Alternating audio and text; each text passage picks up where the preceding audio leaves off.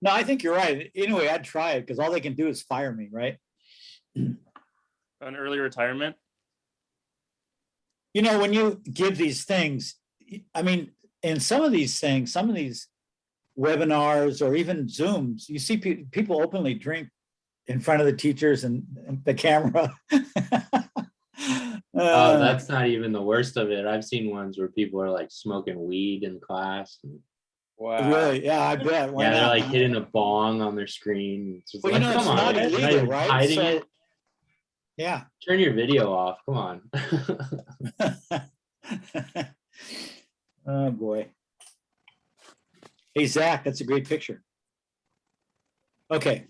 Well, Austin's Thanks, I here, appreciate it. so we can start. So Windows we're going to talk about. Windows is a good solid thing to talk about and important too.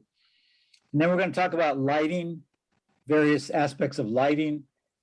And then we're going to look at a zero net energy, which is a little like the passive home. So there'd be a little repeat, but I've got a lot of statistics and stuff that's pretty interesting. And there's different types of zero new energy homes. And you guys should know the difference like between the zero carbon homes and the zero energy and the passive home and passive solar. There's a lot of new words out there. And then we'll go home. Next week, we'll do code requirements, especially electrification requirements, building performance agencies, so places where people can get jobs and actually do some of this stuff, and look at some videos. And then after the final prep, the week after, we'll talk about careers in building performance. What's out there for people to do.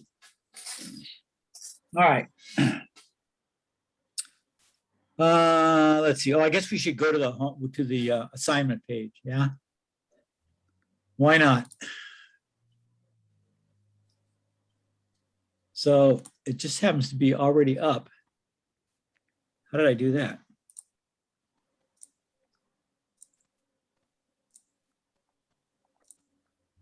Okay, everybody see this windows and doors? Yes. So I have a video. The great thing about YouTube building videos is they're freaking short, aren't they? They're like almost always 5 minutes, which anybody, no matter how crazy or stupid Not the they Larry are. Hahn ones. Well, yeah, yeah, well, yeah, but that's old school. The That new guy's my ones are hero. out. Yeah. The new ones are all shorter. All right. So I got one on emissivity and E coatings, and then one on yet again the proper way to flash a window.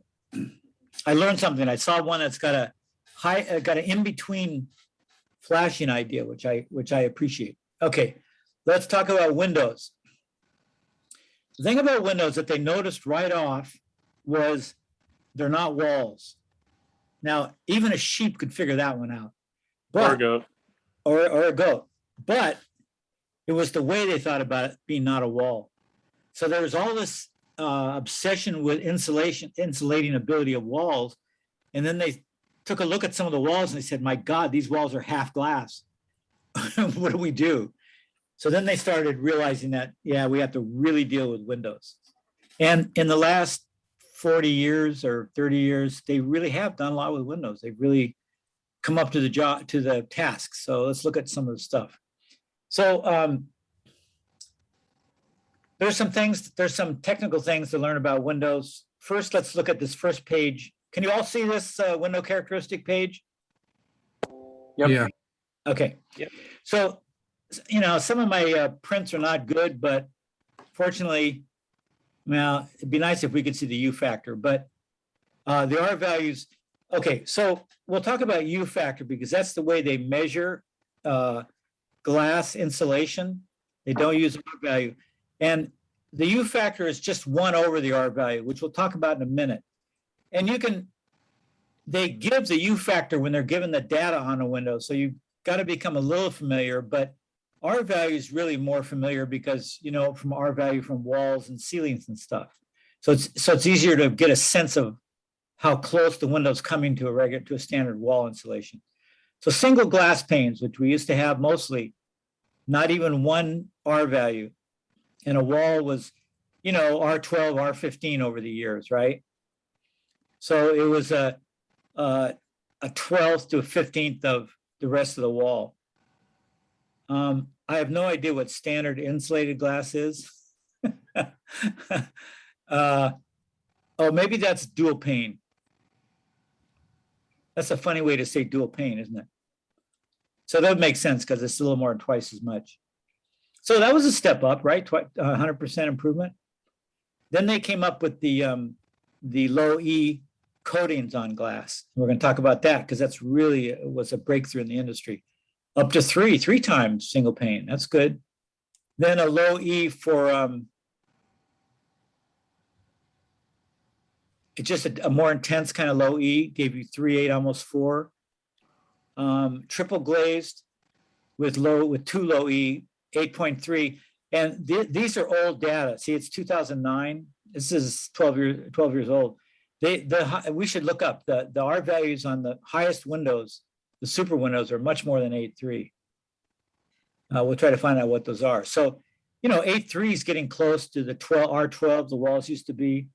And the super coatings, I think, are maybe, you know, 15 or 16. So those are right up with current walls. Now, the places that have the triple glazed are usually Montana and Wyoming and really cold places because you really need to keep your you know, the warmth in your home.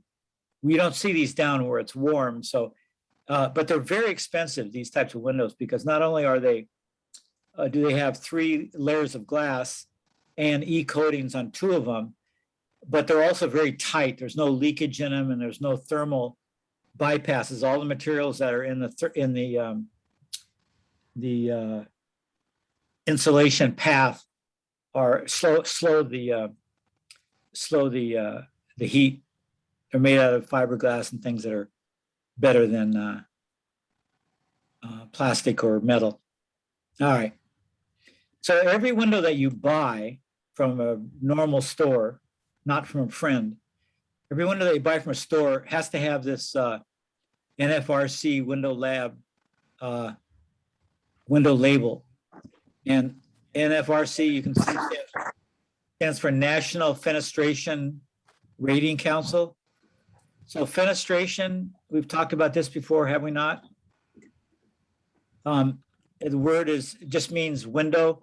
The code includes doors, even though that's not the common meaning of fenestration. So fenestration is from Latin, and French is fenêtre for window, and Spanish is different. Spanish is ventana, right? But actually, Yeah. it's the same word. It just got a little bit further away. But you can see where fenestration, ventana, you can see how that parallels that. So fenestration, it's a big word and you wouldn't need it except on your plans and your code, they will refer to windows and doors as fenestration. So you need to know what they're talking about. Okay, so they have a bunch of data on them, technical information. They have the U factor, 0.32. That'll tell you so if you put 1 over that, you get about 3, I believe, right? Because that's about a third. So 1 over a third is 3. So that's about an R3, this particular window. This is just, they just made this up probably. Then there's a couple other things, and of course I can't read them, but I got a better picture later on. We'll talk about those other factors too, how you compare. Then this has what the National Fenestration Rating Council is. It's a public-private collaborative agency created to establish standards. Okay, and then down here you have thermal transmittance. So thermal means what? Anybody? Heat related. Yes, exactly, heat related. Resistance means blocking heat. So insulation's a value of thermal resistance. That's why they call it R value resistance. And U factor is the opposite. So it's how able the material is to transmit heat, to let heat go through it. You can see they're related. One's, they're both related, but we call that U factor. And it's 1 over, U factor is the reciprocal or inverse of R value. So U equals 1 over R equals 1 over U. And they get this from BTUs per square foot per hour per degree Fahrenheit. So there is a basis for this measurement. It's not totally arbitrary. So in R value, you're looking for the higher R value, the better, right? And in U factor, since it's the reciprocal, it's 1 over, you're looking for the lower number, the better.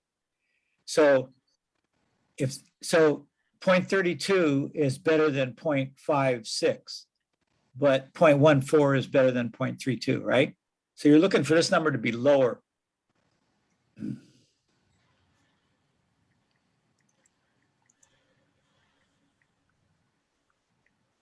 So here's a little paragraph. It says the U factors of windows are rated using an area weighted advantage of different sections of the window that have distinctly different U factors. So you've got the frame, this part down here. You've got the edge of the glass, which operates different than the center of the glass, and the central area of the glass. And they will all have a different U value, and they sort of blend all that to give you an average rating for the window. And see this little piece that separates the glass down here?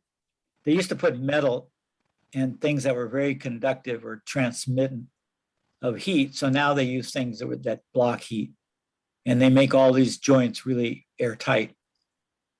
So, and you pay for all that craftsmanship. But if you're in a cold area and you really want to save money on heat, it's well worth spending that extra money on those windows. So the second one, SHGC, is that what that says? Yeah, sort of.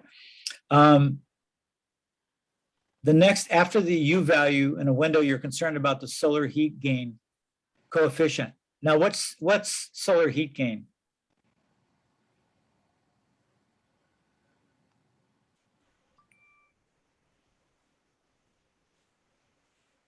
Well, some of you may know it already, and some of you may be reading this as we speak, which explains what it is. So gain is just what it says. It's how much of something is gained. So it's how much solar heat is gained through the window. And that's an arbitrary measurement, and they just compare windows. They pick a standard and they compare windows to it. So plain glass has a pretty solid solar heat gain coefficient, which we'll look at. But as soon as you start putting E coatings on it, here's a graph of it, but I don't think you can see it. Before low E glass, they had reflective bronze and tinted bronze. Remember they used to tint windows? You could either have it done in the factory, or you could actually put a little film on it. And so those were what we used to have. Now we have low E. And it shows how the solar heat gain is dropping. So do we always want to cut the solar heat gain? Not always, Okay, and why not? because sometimes we want heat. That's right. If we live in a cold area, we want that heat. We want to do some little passive solar heating. So, and they've figured all that out, and they've got e-glass. There's different places to put it on the window and different degrees of it. So we'll look at all that in a second. So yeah, it used to be you lived in a hot area. Those were most of the people who complained. The infrared heat would go through the window and just cook the house. So they, of course, wanted some kind of glazing on their window. And at first it was tinted, and then we've got low E now. But then when passive solar heating became something to try, then we said, well, we don't want to keep the sun out of here. So we'll look at how that was solved in a minute. Now,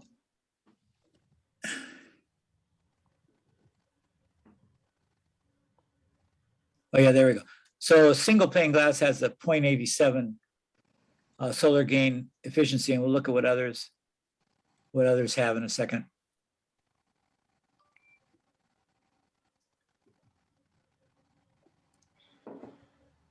So this shading coefficient,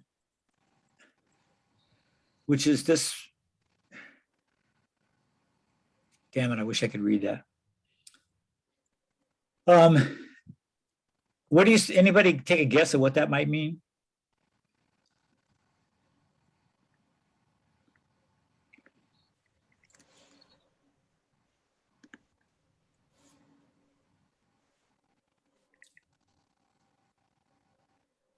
So it's how much shading the type of glass you use causes to a window. So if you use nothing, it's got a shading coefficient of 1, if it's just clear glass. If you've, one of the problems with putting low E, with having low E windows, with having a low E coating, is that coating, in order, what it does, in order to reflect the heat, they spray the window with little metallic, sometimes silver, different minerals. They're kind of spread out, little tiny microscopic pieces of metal, and that metal reflects the heat coming in, right? So that's why you get less heat coming in. There's no magic to it. It just literally reflects, but it also reflects the heat that allows you to see, which is visible light. And we'll look at the spectrum in a second.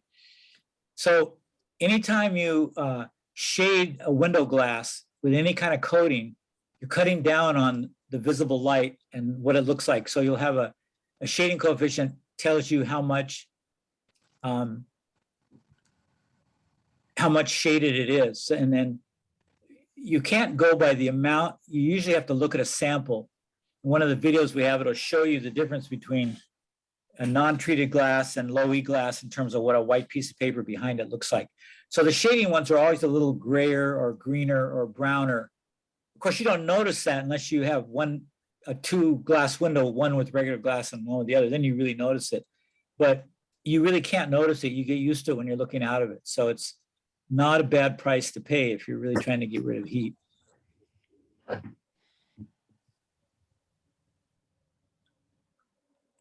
Okay, here's a little comment.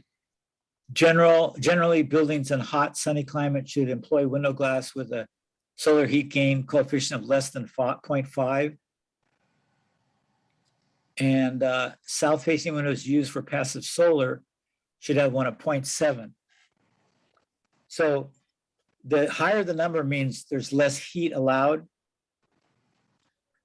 So one thing you have to get used to when you're dealing with window data is which direction the numbers are going.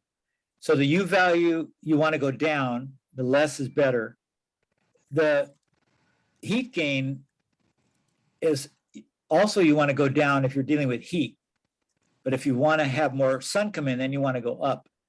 So it means there's more solar gain if the number's higher, which makes intuitive sense, right? Okay.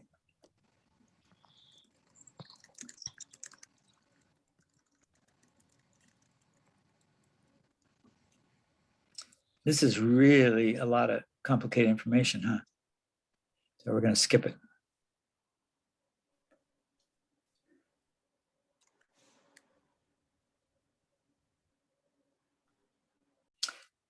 Well, I may be wrong here. Shading coefficient.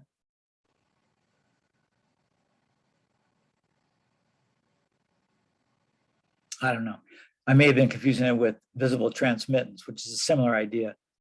But visible transmittance, that's probably what this says here. Yeah. So that's 58.58. So same idea. It measures how much visible light is admitted by the window glass. Visible transmittance is important because one of the window's main functions is to admit visible light. Now, why is that? What is so good about visible light?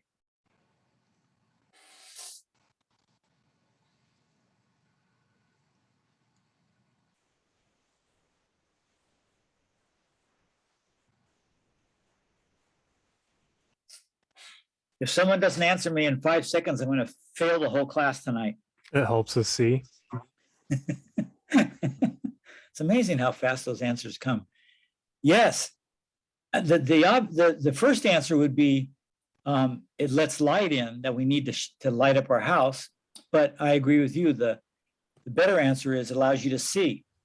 We don't think of light allowing us to see because of What about how houseplants? houseplants doing what? Well, don't they need the light? They need the UV Oh, light yeah. to survive. Yeah. Okay, UV's that's not visible though. I'm not sure what. Well, they might. I'm not sure what houseplants, what light they use. They have photosynthesis, so we'd have to find out. You can use artificial light, but I mean, sunlight's the best. But you could use a really bright light. Yeah, are those artificial lights UV lights or UV heavy? Do you know? I think so, but you could also. I know that you could also just use like a really light, like a really Yeah. bright light. Yeah. So it's probably UVs partly there. I doubt that heat is infrared. It's probably visible, but we can look that up. That's a good point, though. So yeah, you can't see unless you have visible light coming in. So when you cut it down, it means you're not going to see out the window as clearly. It's going to be shaded. It's like when you have sunglasses, you can't quite see as clear as when you don't have them. So that's why you're cutting down the visible light. So some of these coatings cut the light down 30%. And that's, if you have a nice view, that's not really acceptable. If you have a crappy view, you might as well cut it off. And then also the coatings have ultraviolet blocking stuff in them because the ultraviolet will fade things. Okay.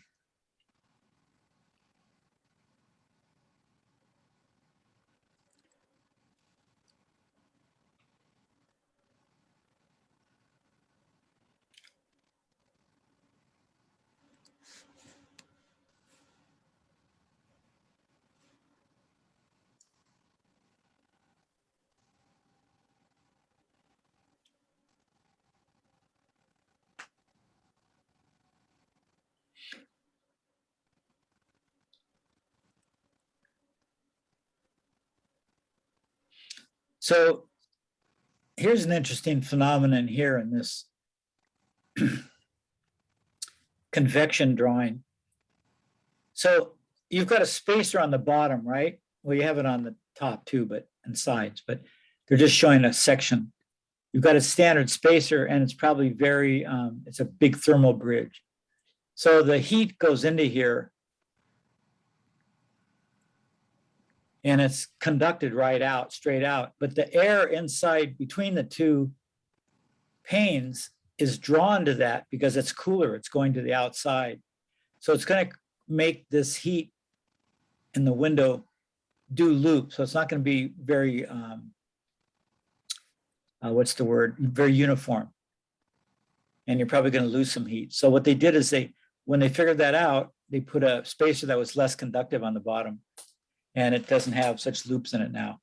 They also put that gas, we're going to talk about argon gas and the different gases. Sometimes they fill us up with a gas, and the gas also prevents convection loops and adds a few points of R value. So they're using fiberglass now rather than vinyl. It doesn't expand or contract. It's less thermal bridging than aluminum.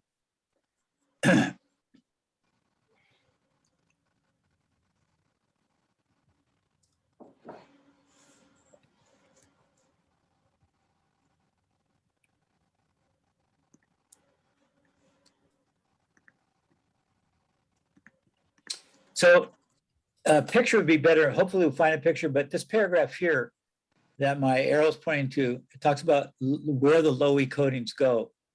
So low E coatings are used on only one surface of one glass pane in the standard double pane window. So you've got 4 surfaces, and we'll show a picture in a second. Outside is surface 1, inside of the outside pane is surface 2, outside of the inside pane is surface 3, and the inside of the inside pane is surface 4. They never put things on surface 1 because the elements, the weather would wear it thin.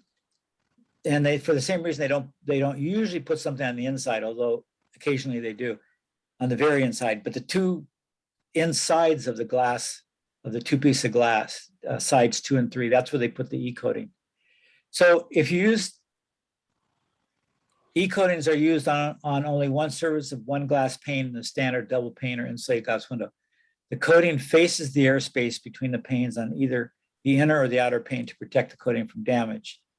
For heating dominated climates where you don't want to let heat in because it's hot, the coating is on the inner pane. So it'll be on side 3. In cooling dominated climates where you want to allow the heat to come in more, but you still want to keep heat in, you put it on the inside of the outside, side 2. We'll show you a picture in a second.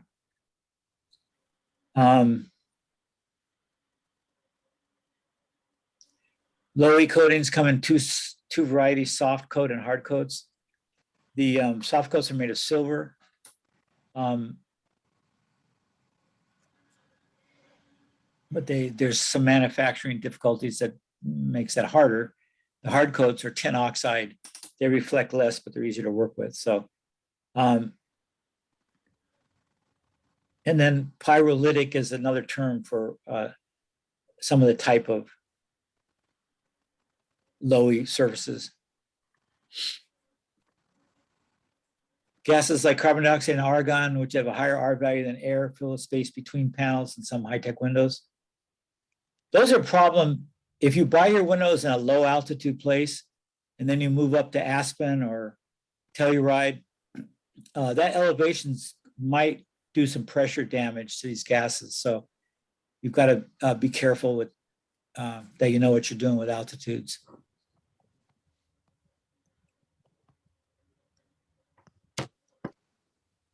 Okay. So U factors, a U factor of 0.35 is often given as a maximum for cold climates. So anything under that is good, the lower the better. In warm US climates, shading coefficients of less than 25 are good.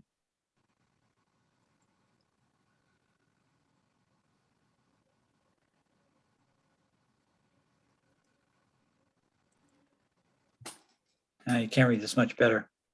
U value 0.3, solar heat gain 0.3. That's not bad. It's probably a high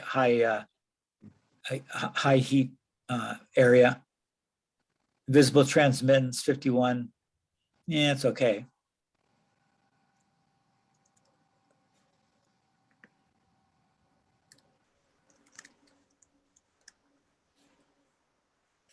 So this gives you, we're going to look at the spectrum in a second, but this gives you a little foretaste of it. Ultraviolet's, solar radiation is a certain wavelength, series of wavelengths. It goes from ultraviolet to infrared, and what's in between is ultraviolet, visible, and infrared. And they're just different wavelengths, but the world has learned to deal with them better. For instance, we're really good with the visible. Our eyes are good with visible. Our skin's good with visible. We don't do too well with ultraviolet, so we weren't really designed to be in ultraviolet a long time. Infrared won't hurt us physically, but it will overheat us if we're in a hot zone. Okay. So it's split pretty much between visible and infrared, and ultraviolet is just a small amount, but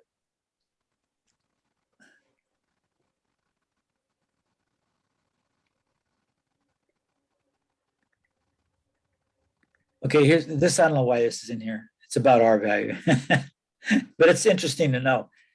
Fiberglass bats are approximately 99.4% air. It's interesting, huh? Important to know, except for foam, and probably closed cell foam at that, and very dense cellulose, insulation does not stop air movement.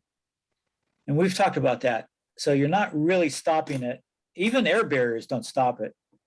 You know, that stuff moves, it just moves. But you slow it down so that you have to reheat new air at a much slower pace. So R value, measured resistance of material to heat. U value, measure of thermal transmittance. And you convert them by just taking the reciprocal. Now, we talked about this a couple of weeks ago or last week. If you want to average your R value and get the true R value of a wall or a ceiling, you have to average the openings like windows or doors or attic access panels, the joists, any wood members joists in the ceiling, studs in the walls, and then how much space, insulation space is between those. And you're going to average those all together. You can't do it with R value, but you can do it with U value. Don't ask me why. It's a mathematical reason. So all you do is you take all your values you invert them. So if you have R30 fiberglass, you just put 1/30 as a U value, and then you can multiply that times the square feet.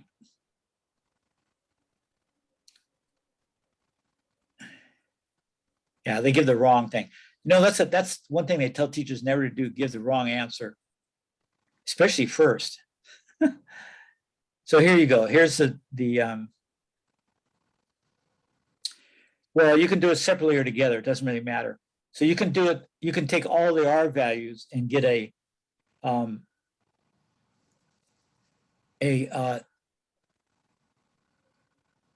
single R value, and then put it under 1, and you'll get the U value, or vice versa. Take all the U values, find what it is, then put it under 1.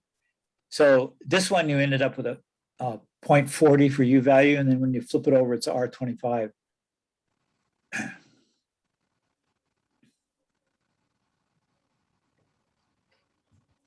So you can go over this if you're ever interested in that. You have this in your notes somewhere.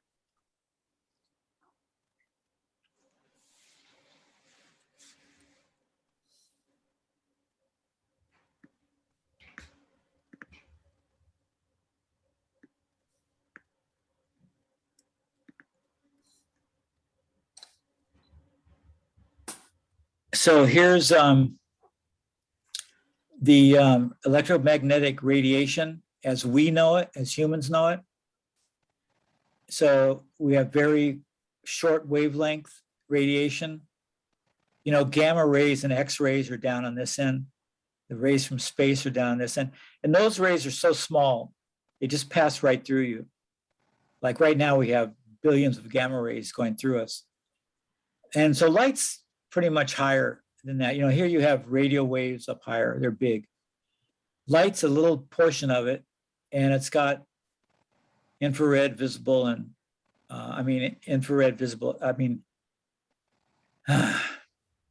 UV visible infrared. So it's that little tiny section there. Okay. This gives a little more information. It tells you the wavelength. Less than 380 nanometers. Anybody know what that means? I mean, it's a measurement. So, and then visible's that size to twice as big. And then infrared's bigger than that up to a certain point, and then it stops being light.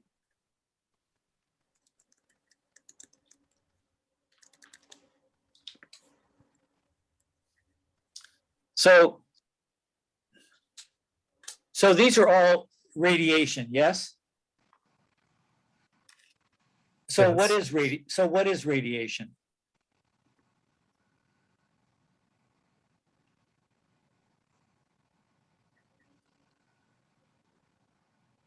Method of heat transfer.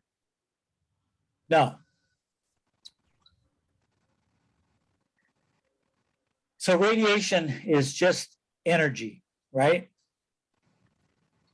It's energy that's bouncing around the universe. There's just radiation going every direction. This is the scope of it here. It's not heat, it's just radiation. It's got no hot or cold, black and white, sad or happy qualities to it. It's just excited matter. In this case, photons. When it hits material, that vibration of the photons vibrates the material, and that material, that heat, that more moving material is felt like heat to humans. Or if we make instruments that measure heat like we feel it, you can measure it with a thermometer. And when heat like infrared light lands on your body, it's still energy, but we have nerves on our body that interpret that energy as heat and tell our brain to, move away or get more of it. So radiation really isn't heat. It causes heat. And they never want to be that specific, but I think it's good to know what there is. Here's the surfaces of glass. Outside surface is 1, inside of the outside 2, outside of the inside 3, inside of the inside 4. So when you order windows and your architect designs them, say you want to do a lot of passive solar, right? So you're going to put the where there's no sun, like on the north side of your house, you're going to put heavily E-glass on this side here, because I think, I'm not sure, whichever place keeps the inside heat from going out. So the E coating does 2 things. It keeps outside heat from coming in, and it keeps inside heat, reflects it back. Then it's probably this one. I'm not sure. But so you'd want on your north side, you'd want that coating here because there's no sun coming in. So you're not worried about overheating. So half your windows would be E-coating here, maybe nothing here.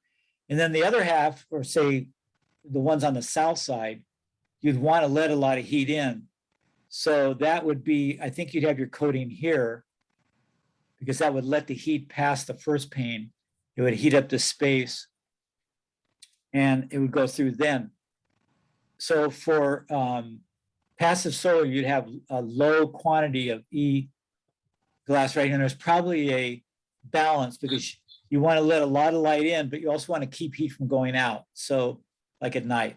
So you have kind of an in-between surface here. So you ordered completely different types of windows. They'd have different E-coatings on different sets of windows.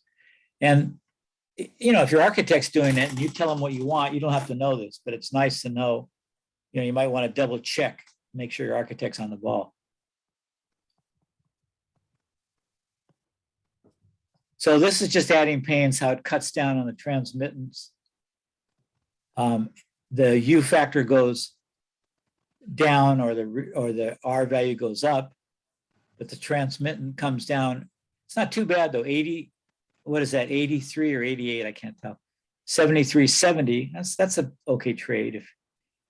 I don't know if any of you guys have spent a winter in Wyoming or Montana, but you don't want to have a too low insulated house to stay in overnight.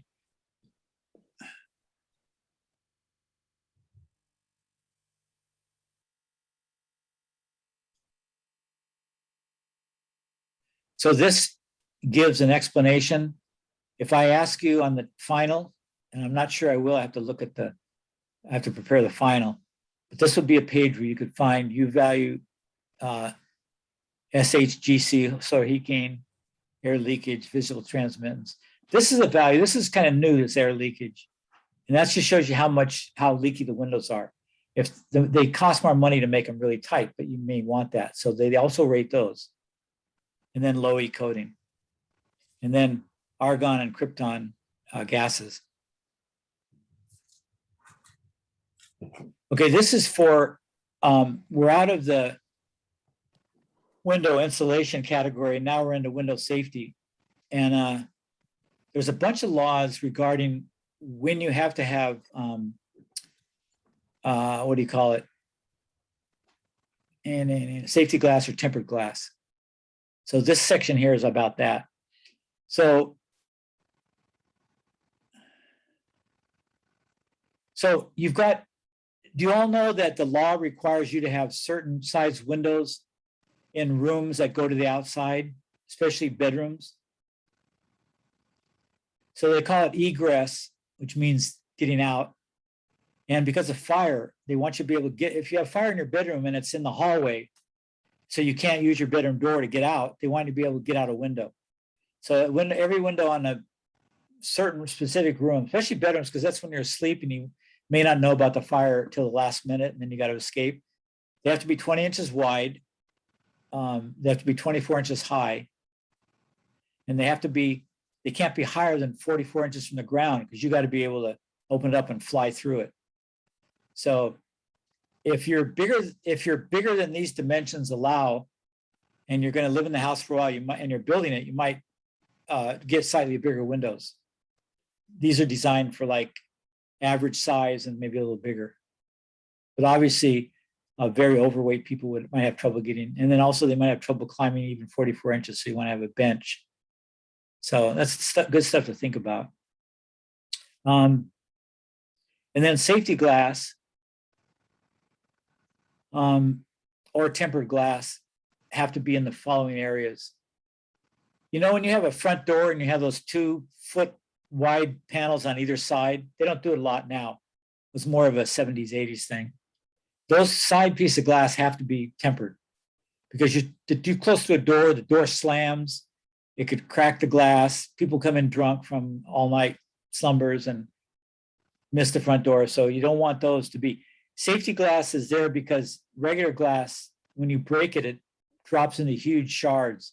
They could have foot-like shards with pointed ends, and you could really cut yourself up with those. So tempered and safety glass break into little tiny pieces. You've probably all seen it break. Totally harmless. I mean, you can get little cuts, but pretty honest, windows within 2 feet of a door, outside door, also have to have safety glass, and any glass that's less than 18 inches from the floor. And that's because when you're walking, you could kick it. Sliding glass doors are all tempered or safety glass. I don't know what a frameless glass door is. Oh, maybe shower door, huh? Those are obviously all tempered. Yeah, there's bath and shower. Okay.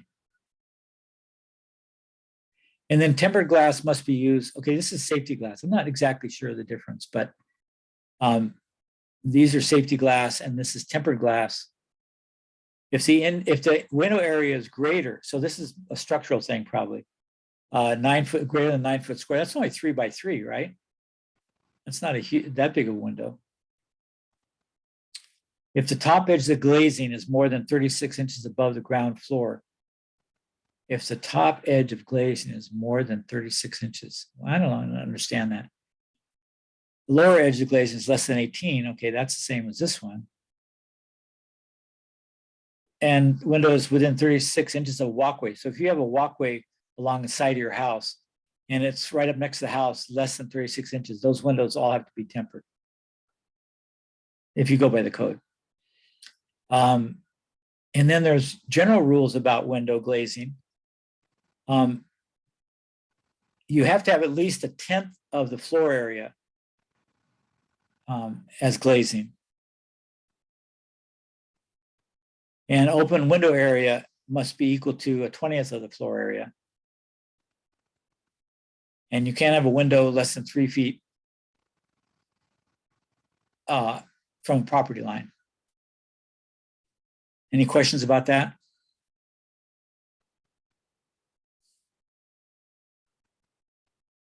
Okay. What was the property line rule? You can't have a window in a wall that's closer than 3 feet to a property line. Can you guess why that is? For yards and stuff. Yeah, but there's probably, I mean, I don't know for sure, but I'm thinking about fire crews going through, because that's what setback laws are for, to allow firemen and equipment to go around to your backyard through a side yard. And if you don't have, what's the setback in Santa Barbara now? 5 feet?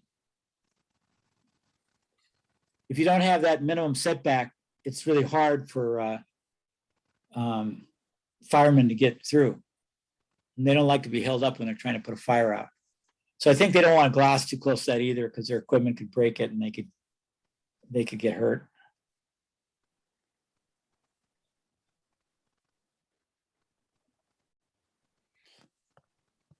Yeah, I noticed in like a lot of foreign countries they have like the walls and like it's like right up against the sidewalk and stuff.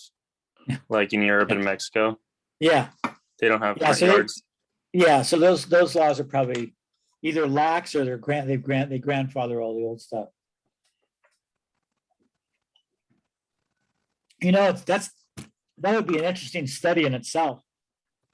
Because our laws in the United States are based on that the problem that the law is addressing will probably be a problem because we're kind of negligent, half-assed people. And so if there's a window to be broken, we'll break it. Whereas in Mexico, where all the glass is on the sidewalk, people probably understand it and know how to walk and play around it, right? That's where a lot of that stuff comes from. You know, could be where stuff comes from. You know, they have the steep stairways in Europe and maybe Mexico too, steeper than our allowances. And I never hear of people tripping and breaking their legs in stairways in Europe. Of course, you wouldn't hear that very often, but you know, they just get used to it, right? And if they're too old, they probably crawl up the stairs rather than walk up them, you know? Can always do that, right? Rather than get one of those chair lifts up your stairway. My wife says she'll never have one. I keep kidding her that I'm going to need one pretty soon. I'll just crawl up, you know, one step at a time. How are you gonna get down? Are you gonna? Well, you're in no hurry with that age, you know, so, and you could have little interesting things along the way, like a plan on each step that you could inspect as you went by. Or maybe a cartoon out of a comic book on each step so you could get the sequence of the action. There's a whole world out there for old people, you know.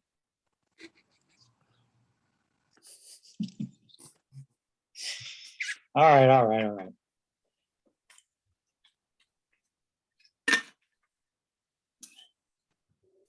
So, you lucky people, you get to make a choice for a break or no break.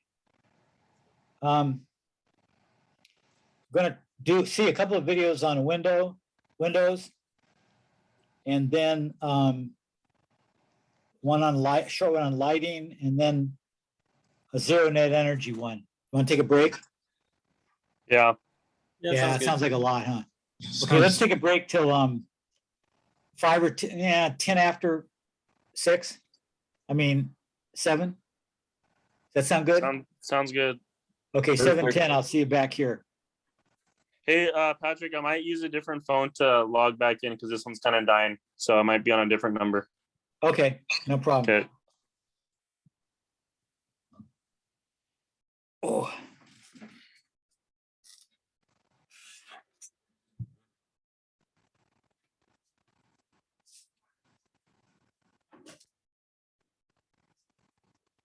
Hello.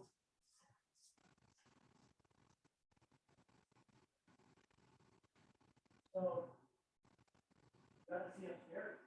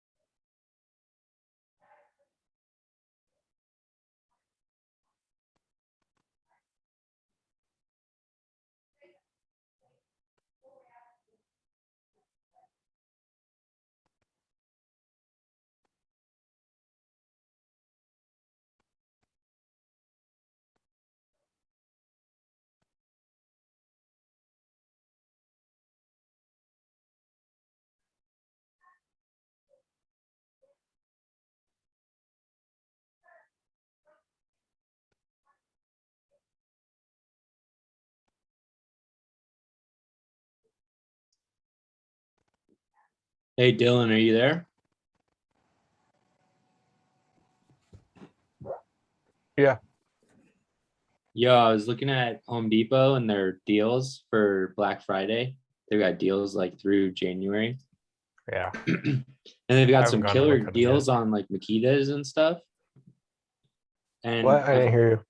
I said I've been looking at Home Depot's deals for Black Friday, Oh yeah. and they've got deals from now until like January. And I've been looking at these brands. All this shit's made in China now. Did you Yeah, know that? pretty much. Yeah, pretty much. Yeah. Milwaukee, sometimes DeWalt, like even the some old DeWalt American stuff will say companies. made in America, but you got to question it. It's like, okay, did they just assemble it here just so they can say that it was made in America, or Probably. are all the parts made here? Dude, So so yeah, they Home Depot doesn't sell Skillsaw brand anymore either, I guess. now that you say it, I haven't seen Skillsaw there for a while, so I guess not. I'm looking at their site and they have Skillsaw products on it, but all of them say pickup unavailable, delivery unavailable. So that could be they're not able to get any in stock. Our Home Depot doesn't carry all that much, so But like you can't even order them and get them delivered, yeah. which is kind of weird. There's a saw. There's a miter saw I want, but they don't have it in the store. They have it on display, but they don't, and they can't get any in the store. And they don't know the next time they're going to get any. They won't sell you the display. I don't know. I You should can ask ask, them. but Yeah. you're gonna have to give me 2 batteries and a charger with it. You know the Makitas that the department got? Have you seen those? The double battery circular saws? No, I haven't seen those. No, you haven't seen the ones that CT got. They have a deal on it at Home Depot where you get that plus a free tool for $250 with two Ooh. 5-amp batteries. And it's just a normal handheld circular saw. Yeah, it's pretty badass. Hmm. But I don't get why, like, Makita's got killer deals right now, but then Milwaukee and DeWalt don't for some reason. I feel like usually they all kind of have good deals going on there. DeWalt might pick up later in the month on deals and stuff. I don't know. They have some stuff on display at Home Depot for DeWalt. For the holidays. Yeah, I think so. Do you have a 7 1/4 circular saw of DeWalt's? I think so. Is the blade on the right or the left? Ooh, I gotta think about that. When you I think look it's at on your the- cut, are you looking? I think it's on the at left. Oh, it's Yeah, on the okay. left. So it's like a worm drive kind of configuration with the handle at the back and the blade on the left. Yeah. Yeah. Battery, Yep. nice. How much did that set you back? Oh, I got it for Christmas one year. My dad got a kit. It came in a kit, and it was $1,000. Damn. For You get, but for it's a all the 10 things. 10 tool set. So you get a circular saw, impact, drill, multi-tool, that little buzz tool thing, Right. a radio, a grinder.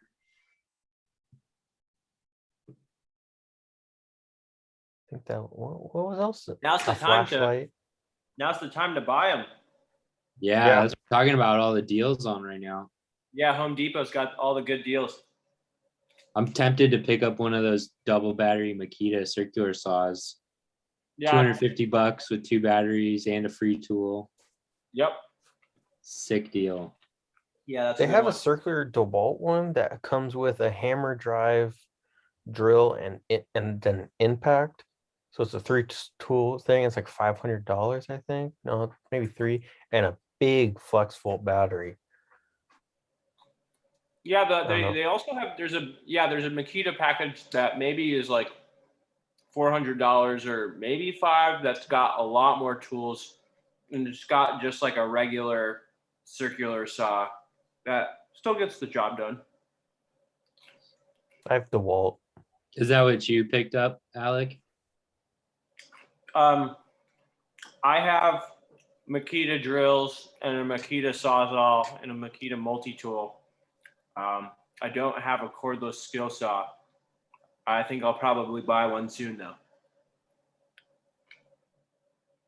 What do you think of the Makita drill or impact driver? I was reading reviews and somebody said that the light, the flashlight on it, like doesn't line up with where you're screwing. It's supposedly off. Yeah, supposedly the light's like off to the right. So when the light hits your bit, it makes a shadow on the area that you're screwing, totally like defeating the purpose of like having a light there. I haven't really had that experience with them. I feel like if I'm like using a drill someplace in the dark, I'm wearing like a headlamp. Right. But I mean they've been good for me. But I think like DeWalt just came out with like a whole new line of cordless stuff that's supposed to be really good. They came out with a new battery, and it's Yeah, supposed the to have new battery is sweet. a lot of power in it, and it's so small, it's so thin. So Yep. the new stuff, you have to buy the new battery. Like you have to change all your gear. No, the Yeah, battery's it's- adaptable. It'll work on old tools and new tools. Oh, that's sweet. Yes, it's the same mechanism, just different kind of battery that they have inside the thing. And the Milwaukee stuff's good too. I just saw the other day Hitachi, which or now Metabo, is making some cordless products, but they also some of them can also be corded. Like they have a plunge router now that's a cordless plunge router, but then it also has a plug-in option. That's what James was saying. He said Which is he thinks really, those are really sweet. cool. I love that. I love that You can- option. I was thinking You about can get a checking plug-in that option out. for DeWalt too. You just have to buy it separately. They have it for they have a battery operated chop saw, and it comes with a cord along with it that you just clip into the battery port and plug it into the wall. That's cool. It's nice to have both options.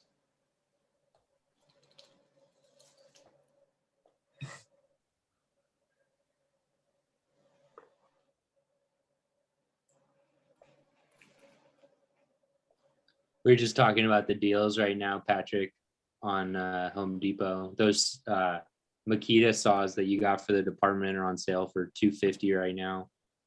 Oh, You get a free tool with it.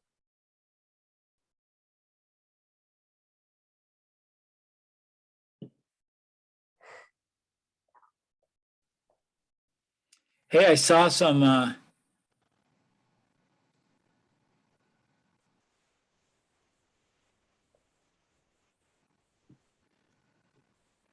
solar solar distillers.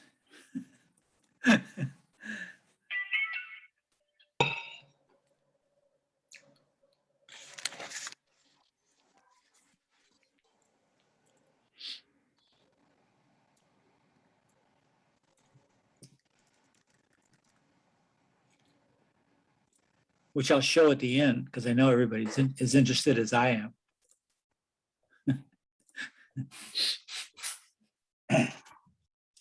What was the suggested use case? The suggested what? Use case. What are they expecting you to distill? Oh, any kind, brackish water, salt water, polluted water. And they're just some, they're doing it all over the world, which I didn't realize, it's sort of, they've been talking about it for so long. I'll show you some clips. It's about, it's pretty low tech. All you need is glass or plexiglass. And that's about it. Okay, so this is, let's see if there's anything in this on e-coatings real quick. Hi, I'm Jeff Can everybody hear this? Sure can. Moody Okay, with good, thank Houston Window Experts, and today I'm here to talk to you about low E coatings for windows and doors. The question is, what are they? Do I need them? And does it actually work? Let's go take a look. So when people are looking for new windows and doors for their home, the question arises a lot of times, what is an Energy Star rated window? And what is low E coating? Do I need it? Does it actually work? And so this question is so common, I thought I'd make a quick video explaining low E coatings. So low E actually stands for low emissivity coating. It helps reject the heat from the sun back out where it came from and from the house back in. So imagine this, a warmer winter and a cooler summer in your home. That's the idea behind low emissivity coatings. It's actually silver oxide that's applied to the glass between the panes. You can't get to it and scratch it off or damage it.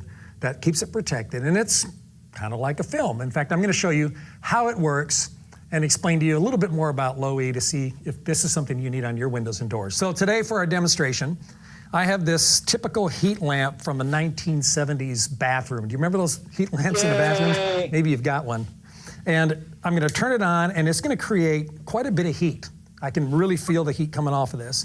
And in fact, I'd like to just kind of show you with this digital thermometer that has a laser on it. It's going to tell us the temperature of that light.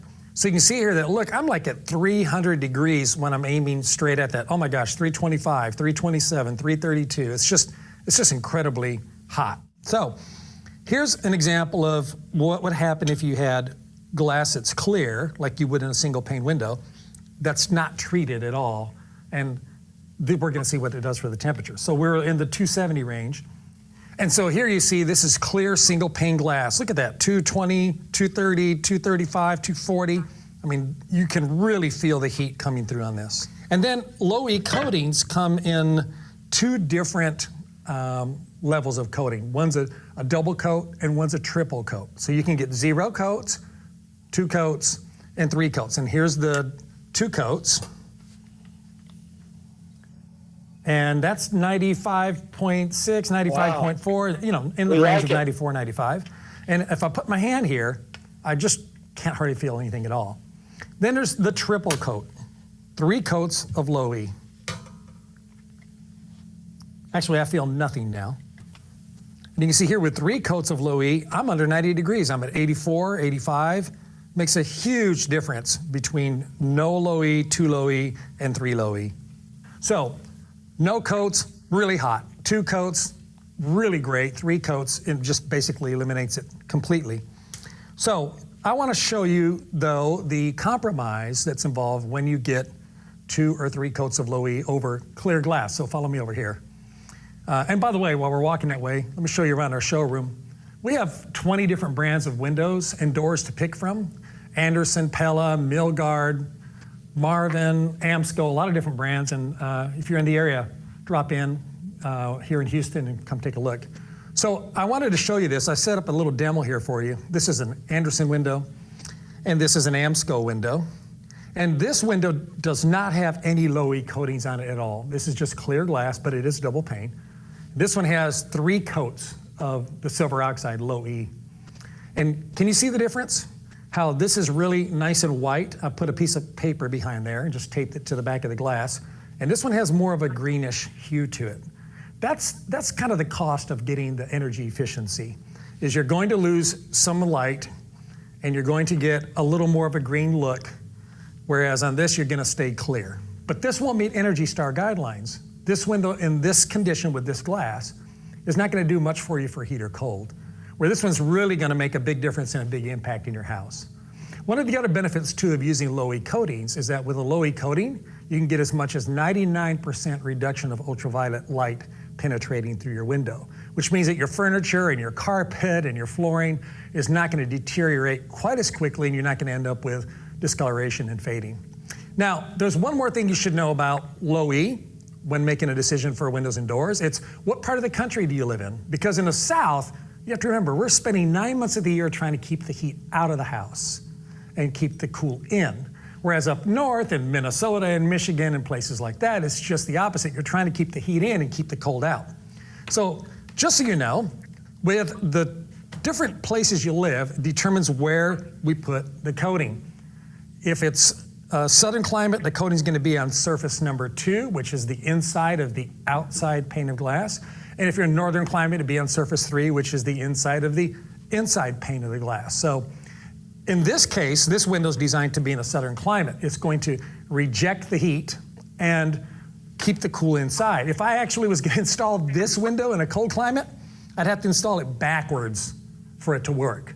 So ordering the right glass for the right part of the country you live in and what your needs are is very important. So make sure you're doing that and you're getting expert advice from someone who understands how low-E coatings work.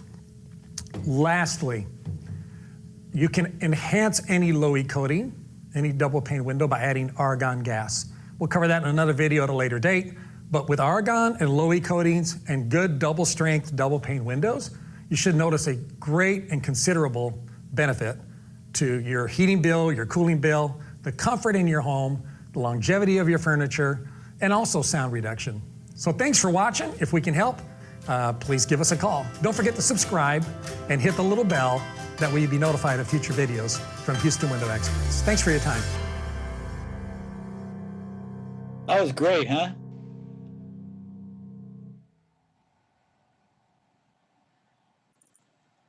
Clean your driveway in under 5 minutes with this incredible $80 gadget.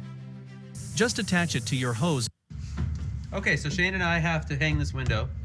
This is part of training Shane. I'd like to thank the Zip System for sponsoring this video. Is I've got a piece of 6-inch zip tape that is bigger than the opening by 6 inches on each side. All right, Shane, back up just a hair. So what I'm gonna do is kind of center this and drop it on the sill, kind of splitting the outside of the zip panel. And I want to make sure that I'm parallel. Oh man, I think that was professional. And I'm just going to tuck it right in to the corner. Shane, you want to tuck it right into the corner. Okay. Then make just a straight slice. I'll get started there. Straight slice.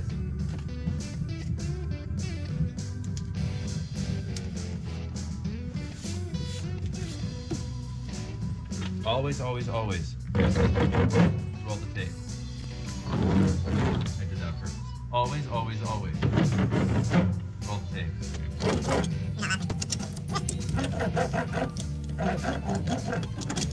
So we buy the big 12-inch pieces, and then I just kind of cut them. I'm going to push it in nice and tight with my fingertips. Go up the side. Now, are you ready for the magic? Grab it by the ears. And then I like to start from that corner to make sure that's flat. Push it out. Shane? Always. There we go. Roll the tape. There we go. Good job, Shane. Good job standing there.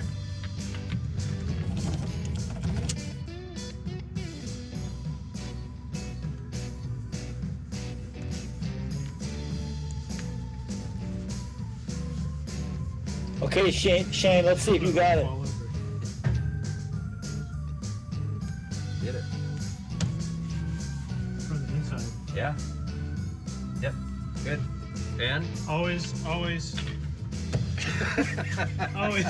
the tape.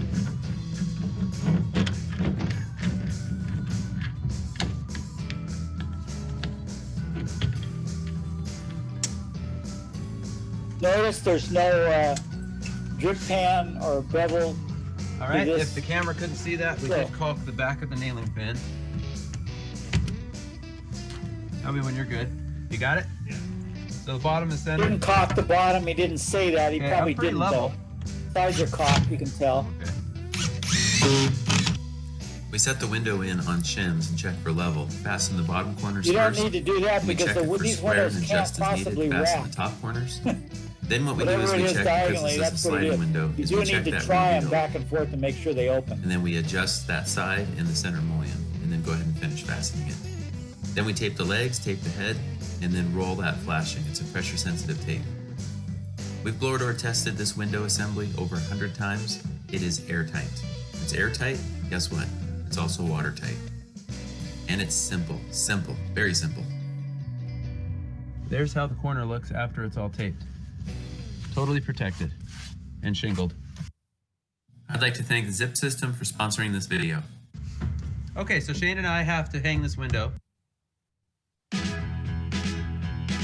Oh, come Vector on. Ingredientes. Sal pasando tradiciones.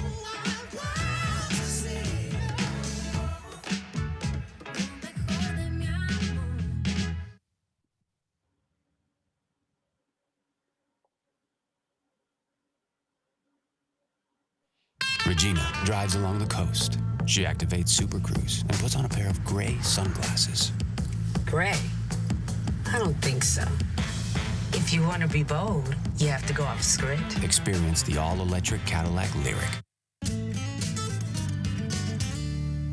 Well, I'm actually going to show you how to properly flash the top of a window. Okay. You can have the best window, the most efficient window. It can be installed plumb and square and everything else, but if it's not flashed right, water will get into the building.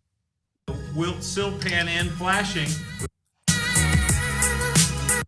Okay, so this is the more conventional, and it uses DuPont flashing system. It's a little similar to the last one, but I'll show you the differences. I've never seen someone take that zip tape. So the zip tape in the last one does stretch, you know, doesn't just stay linear. You can stretch it. So it kind of mimics this, but on that last one, was there a seam on the sill anywhere? Anybody remember a seam where pieces of tape or flashing joined or overlapped? Bottom corners, right? The top corner. Yeah, because he put a piece on the corner. So it came, say this is the window opening, it came down the corner and then went out at an angle, but there was a seam at the bottom. So if water got into the window, that's a potential leak. Now, he said he's never had problems, and you don't necessarily get problems that often if you do any of these particular kinds of systems. But this system we're gonna look at right now has no seam on the bottom. And it's one that more people are using, but it's expensive, and maybe that zip tape is cheaper, and that may be the way people start going now. Penetrate. So to flash those windows properly, we want to use the right products in the proper sequence. So the first step in the process, we have our Tyvek on the wall. We're going to cut the window open. So we're going to do the letter I. That's the cut. We're going to start at the header, find the bottom of the header, cut straight across. Next, find the middle of the window opening, straight down. Then at the bottom of the window opening, we're going to cut straight across. We want to expose the windowsill, so when we put on our flex wrap on the sill of the window, it sticks directly to the wood. Great adhesion that way. I'm going to take a little seam tape. We're going to fasten this wrap around to the inside. That holds the Tyvek well and keeps it out of your way during construction.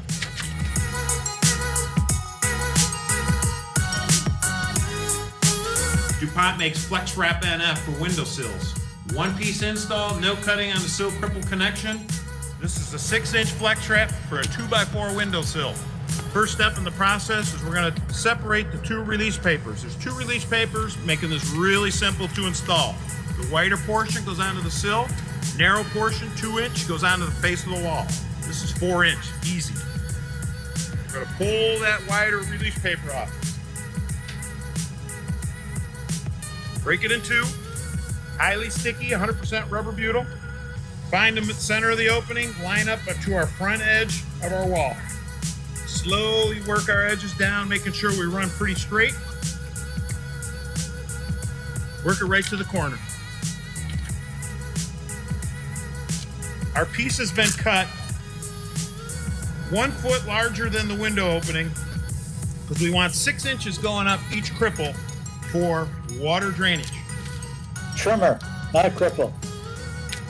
All right, next step, we're gonna pull our flap out. You'll see, I'm gonna pull off the release paper, and not like your typical other flashings out there, we don't have to cut that sill triple connection. Making it faster, better, less chance of water to leak. Here we go, watch that corner flex. That's the beauty of Flex Wrap NF. Then I'll go do the next corner.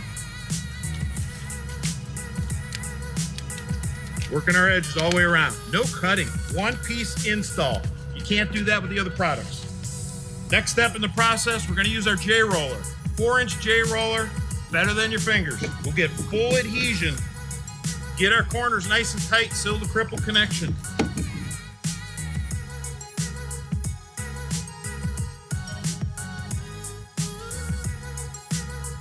Beautiful. After you have the wilt sill pan in flashing, we're gonna go to the DuPont flashing tape. 4-inch, 6, 9, and 12-inch. Now they notice he called that first strip of Flex Wrap a sill pan. And you could technically call it that, but usually a pan's something a little more involved. Often in high-priced homes, they'll put actually a copper pan that's on a slope in the window there. I don't think they're needed at all, but wealthy people like to see that. You can also, I take a piece of horizontal siding, clapboard, you know, that's sloped, it's thicker on one side, it's beveled, and on the other side. And I put that in it's about the size of a 3.5. If it's wider, you can just rip down the fat side and fit that right on the windowsill, and that creates a slope right there. And then you can put this stuff that he's doing on top of that. I find a little bit of slope's pretty good. If water gets in there, gravity will take the first shot at it, and then the bituthane will do the rest. The window, self-sealing with nails, moves with the wall, and keeps sticking. All right, next we're gonna install the window. We've got our opening cut. We've got our Flex Wrap down on the sill. We've got our head flap cut. And our head flap is so we can integrate the window into the Tyvek. We want to make sure everything's properly shingled. Again, we're starting at the bottom of the window, flashing around the sides and the head. And that last step will be pull the flap over the window and the flashing. We're going to get that tucked out of our way. Next, we're going to install the window. And per the window manufacturer is always the recommended install. But we highly agree with, we want to back caulk the nail flange of the window before it's installed. Head and sides. Never caulk the bottom of the nail flange of the window due to water drainage. Any water gets on, we want it to get out. So we're going to leave that bottom nail flange free from caulk. All right, we're going to install that window. Use the proper fasteners. Highly recommend using screws. Plumb and level. All right, the window's installed. We're ready to go. We're going to flash that window. We're going to use the DuPont flashing tapes, 4-inch for this, for instance, 100% rubber butyl. We have them both cut, one for each side. We're going to pull off the backer paper. So this bottom piece, the Flex Wrap, is a lot more expensive than this straight flash. So you buy a lot more quantity of this, and you just use this bottom Flex Wrap just for the bottom. It's expensive, but a 2 or 3 foot piece is not going to kill you. And then you don't need to bend anything on the side and top, so you can use this straight flash, which is a little bit cheaper. Partially. That way we can slowly install and set it up so we have a nice straight run with our flashing. We're going to start 1 inch above that nail flange. Really important.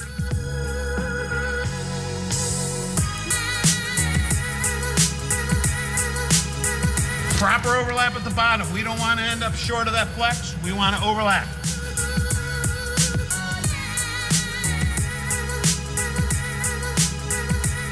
What's this guy singing the song to himself? Next is our head flashing. Our head flashing is cut 12 inches longer than the window because we want to have proper overlaps again. See how we're overlapping? We're going past the side of the flashing on either side for proper drainage. I want to know what he's saying. He's probably cussing out the show. Like, I wish I never worked here. Next step, J roller. Got to use that J roller. Your fingers just don't have enough pressure on it. the J-roller does. The J-roller will produce friction, which will help heat it up and have great adhesion.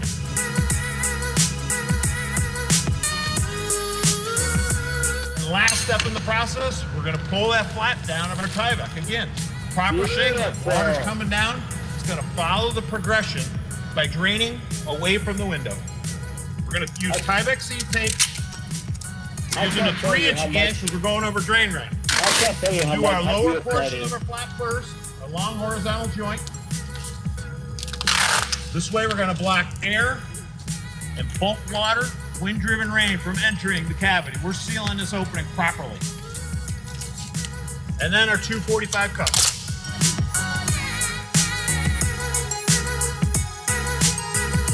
Make sure we have full adhesion on that as well. You're done. So those of you who do that probably use this method. This is pretty common with all tape on the end, and it's pretty foolproof. The DuPont has a monopoly on this flex tape, flex flashing, and they charge a lot. And I think that zip strip that the guy was using on the one before is trying to horn in on some of that competition. And you know, it may work well because it does flex in kind of a similar way at the corner, although you can't, you know, it has to have a seam at each, you know, a little bit toward the center. Any questions about that flashing? Oh, okay, one more. This is a jar of melted belly fat. And this is a Oh cup God, of how coffee. disgusting. Well, I'm actually going to show you how to properly. So if you come from back east, and a few of you have, there's more inclement weather back there than Southern Cal. A lot more rain and snow. So when they talk about flashing, they talk about the bitchethane or butyl tape like everybody, but they also put a, they also use window trim. And we don't always use that. Sometimes we'll use the window and we'll stucco right up to the window frame itself or do siding right up to it. But back east, they always, because of the architecture, they always have a little bit of detail. Then this becomes a flat area, 1.5 or 2 inches deep to the wall that can collect rain and snow. So you got to do something there. So when they talk about flashing back east, they're also going to talk about this metal piece that goes on top of this that prevents water from getting behind the window there. And I just thought that would be interesting. High-end homes here might do that, but most of our middle-class homes, we kind of are streamlining now to briefer window looks. Flash the top of a window. Okay. You can have the best window, the most efficient window. It can be installed plumb and square and everything else, but if it's not flashed right, water will get into the building. Okay, so teach me how to properly flash the top of a window, please. All right, it's different types of material. This is a piece of aluminum right here, and it's called a Z flashing. It comes in different widths to match the trim of your window. And this is stock, and it's already bent up. You can find it easily at the hardware store. Right. Now this piece would actually sit on top of the window. Gotcha. Now this piece of Z flashing right here is actually too narrow across the front. See, there's a space right here. So I'd have to fabricate a piece or make my own because of the buildup of this window. Not uncommon with these old windows. Exactly. Now the first thing I want to take the measurement of is this leading edge, the way the flashing comes down over the front. All right, and that's about 1/4 inch. So Now they used to make available at lumberyard flashing with different dimensions here. They would have 1.5, 2 inch, 2.5, and you could select the one you needed. But they've really streamlined flashing in the last 20 years. And now they have 1 or 2 choices, most of which won't fit. So you have to end up customizing like these guys are doing. So I mark 1/4 inch on my flashing like that. I then take the piece over to my brake. Line up my pencil lines, bringing it down. So we've seen you use a brake before for bending sheet metal for gutters and such. Right. Okay, now it's clamped down tight. I simply bring it up and bend it a little bit past 90. I now have my leading edge. Gotcha. Okay. Now I want to bend the flashing up the wall. I've created a gauge block, the thickness of the casing plus the molding. I take the gauge block and I push it against my brake, and I hold my flashing flush with the gauge block. Now, I don't have a brake. Can I borrow yours? Well, I know you can rent them. All right. All right, now I just bend that up a little bit past 90. And now I've created my own Z-flash. All right, now let's see how we did. Put this on here. It fits tight to the wall, no space behind it, and we've made up our own Z-flashing. Now let me show you how you can bend this flashing without a brake. Now, one thing he doesn't do is show you how to do the corner. So you stick this flashing over about an inch, and then you have to take your tin snips and cut a line along this angle here and along the back. That'll allow you to bend this side down a bit. So that On here, it fits. This goes past. This part folds down. This comes out, and you bend this over underneath this one. So you have this 1/4 inch go all the way around, and then you have this over to do more protection. So, and there's various ways of making this angle, but that's part of it. It's funny they don't show it there. It's tight to the wall, no space behind it, and we've made up our own Z-flashing. Now let me show you how you can bend this flashing without a brake. All right, now again, the first thing I want is this leading edge right here, which is 1/4 inch. So this is cool because nobody's going to pay $5,000 for one of those brakes. I bought a small brake, which I have in one of my sheds at school, to show you how to do a little piece. I could never do a full window because it was only, I think, 2 feet wide, so I could use it as an exemplar. But here's a great idea for doing that if you ever end up having to do a whole house or a track. He's got a substitute for an expensive brake. It's pretty cool. I'm going to take my framing square and I'm going to put it over the flashing, revealing about 1/4 inch. With my utility knife, I'm lightly going to score right across.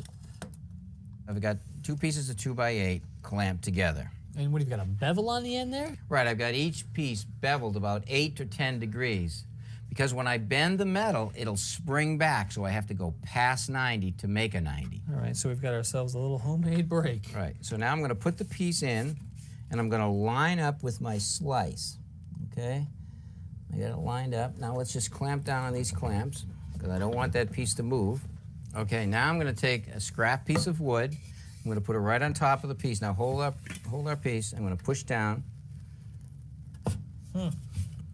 Okay, now it's there. I'm going to take my hammer and just tap it. All right, let's see how he did. Okay, now you might have to pry that open with a hammer a little bit. Sure. Okay, now you can actually see our leading edge is bent. Gotcha. Now we have to bend the other piece up in the back. So that we'll use our gauge block. Okay, so again, that is the thickness of the window casing and the trim. Right, so we'll put it on there and hold it flush on the outside. I'm going to put a little mark on this side. Now on the other side. All right, let's lock it down tight. Okay, now this one I have to bend forward to me, so I'm going to put the 2x in here. Okay, now I'm going to pull the piece over. Okay, now take the hammer and bang it down. Hit his hand. All right, let's see how you did. Pretty good. Bend it a little more. All right, now we'll take it out. Now we have a Z flashing.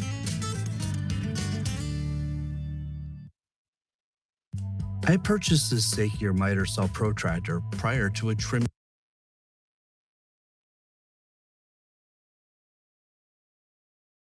So that was pretty cool, huh? For all you craftsmen out there. Yeah, that was awesome. So yeah, so flashing is really important, and you may never do that metal. Although, like I said, I've done it here. I did it for the tiny home on our campus. But if you go up, if you look at an expensive home and it's not modern, it's more traditional. They'll have that metal flashing. Okay, so lighting options. So I'm just going to talk about this. I may have a. So there's a bunch of stuff about lighting, but we go over it a lot in CT122. So I'm not going to. I'm trying to keep things in this class on more of a hands-on and a building performance, rather than just a general green building thing, because that's coming up. I don't want to overlap too much. But the things they've discovered about lighting is you can, the bulbs have gone through a revolution from incandescent, the old hot bulbs, to the, what do you call it, fluorescent, to LED. And we're kind of at LED now. It's a pretty good solution for all intents and purposes. Much cheaper, lasts longer. They replicate everything we used to be able to do with the incandescent variety. So that's one revolution. Another one has been using zones. So like in the kitchen, you may have lights under your cabinets, and you might just be able to use those to do work under your cabinets. Or if you need more light, you might have some can lights above. So you have different areas of lights for different activities. And you also have dimmers. So if you don't need the light, it used to be you'd turn on the kitchen lights and the whole place would light up no matter what you were going to do in there. You may want to just pour some wine and cut some cheese and relax and have the lights fairly dim, which you can do now, but you couldn't do that back then. So dimmers and area lighting has been a revolution, and that really saves money, and that's a good deal. It's also more comfortable. You can gear the light to what you're trying to do in your mood. And then the other thing I want to talk about, the only other thing on lighting is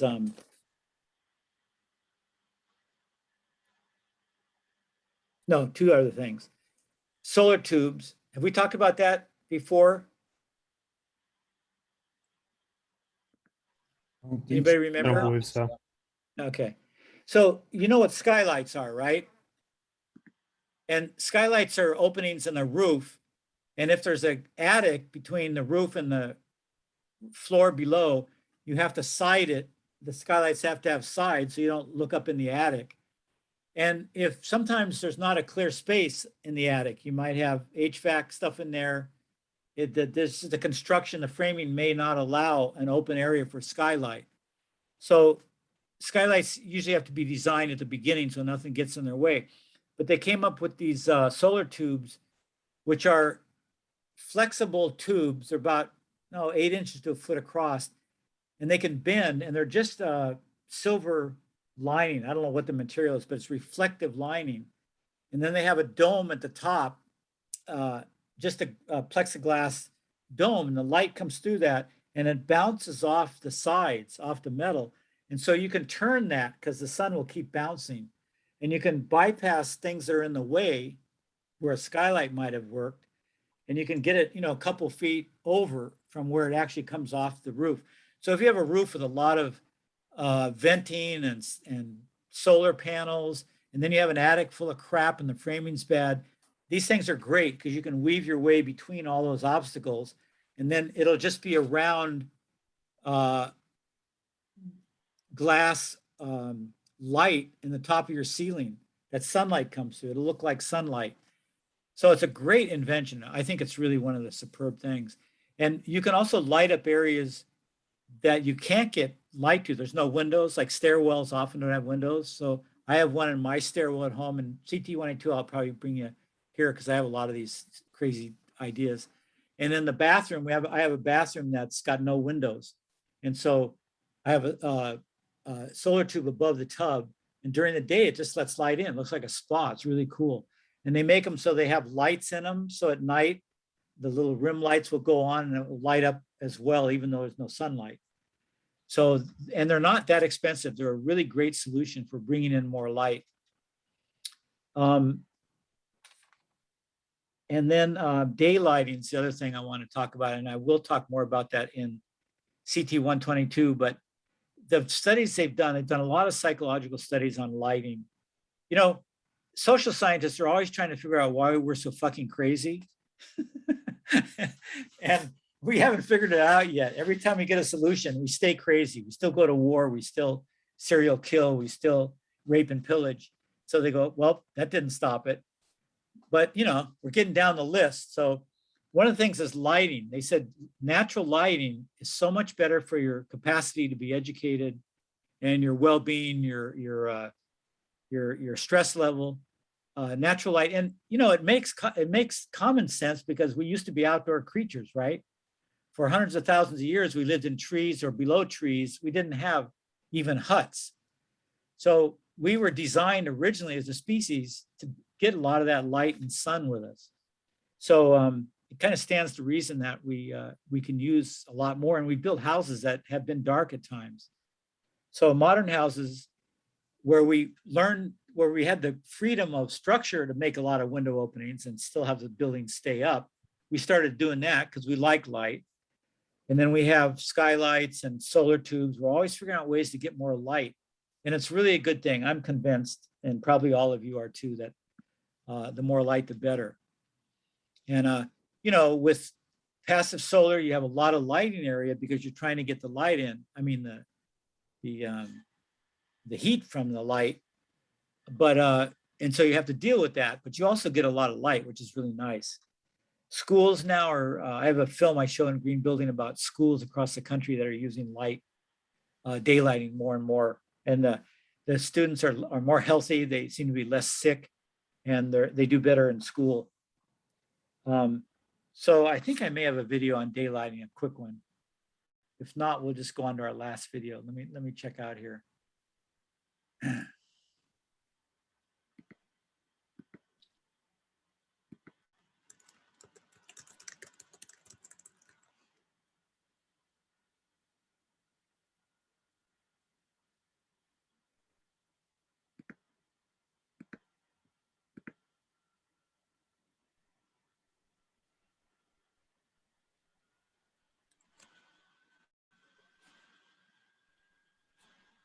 No, it doesn't look like I have any. Okay. I don't think I could find one that wasn't too,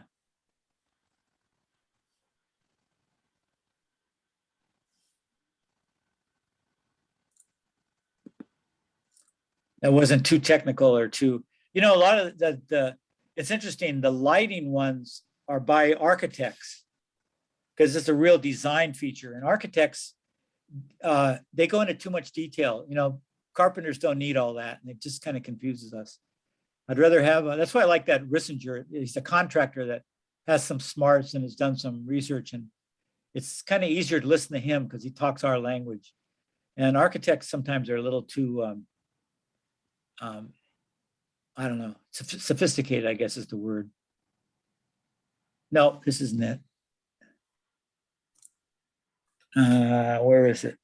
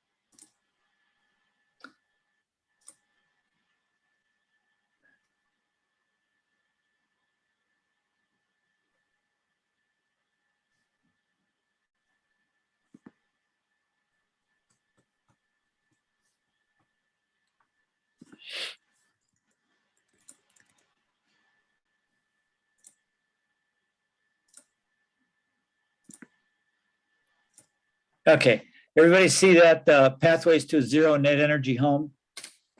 Yep. So I've got a whole book on toward a zero energy home that we'll look at next semester in C122. But let me read you some stuff from it real quick before we look at this video, if I can find it.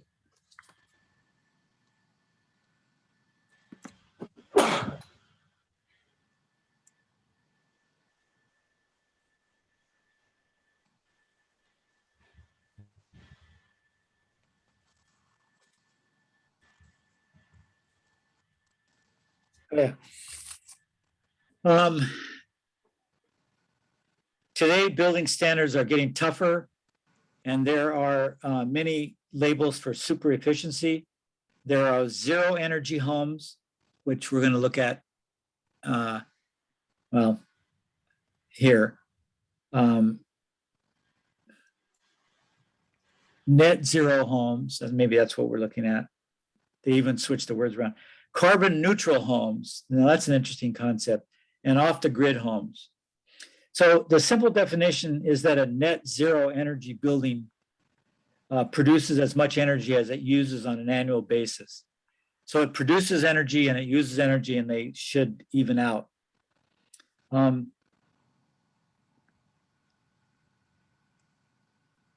They usually, net zero houses are typically connected to a local electric utility. They use the grid for storage, for storing excess electricity generated by photovoltaic panels or a wind turbine, banking electricity at times of plenty and drawing on the surplus when production falls.